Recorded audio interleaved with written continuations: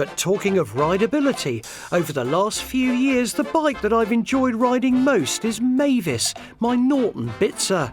She might be more mongrel than Battersea Dog's Home, but in classic Norton fashion, she's a fantastic ride.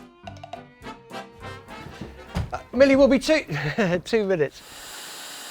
So leaving Alan hard at work into shed and Mavis poised and ready, I'm going to have a look at a rather more pedigree Norton that could be a great chum for Mavis.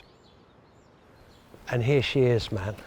I've waited 18 months, which is longer than waiting for the Leon Wallace, but fill your boots, man. So this is a Norton ES2 500, 1930? 36.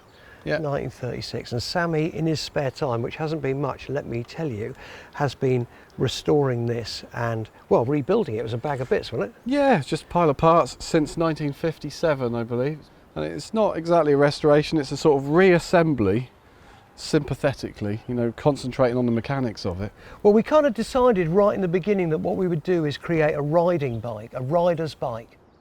Now, I tell you what, what's so exciting about this is in there we have the most ridiculous chop being restored, right? But at the same time, what we have here is the quintessential girder-forked pre-war British motorcycle. And my passion and yours for stuff like this reaches no bounds. No, Norton were the top of their game. It's a really high quality thing. And they're just so nice to ride, even now, you know. Hey, that's a good idea. We'll tell Millie we've gone to get some parts or something. Why don't we just take them both for a little spin?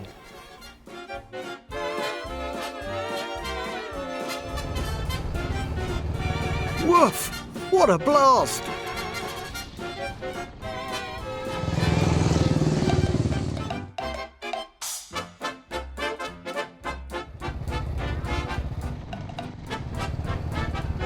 The ES2 was in production for almost 40 years, and it's easy to see why. Straight out of the box, this bike is more comfortable than the old slippers and more responsive than my first radio set. Just thuds along. I do love a Norton single. Just feels so romantic to me, you know. We've only got time for a quick jaunt, but I can't wait to take it out on a proper ride.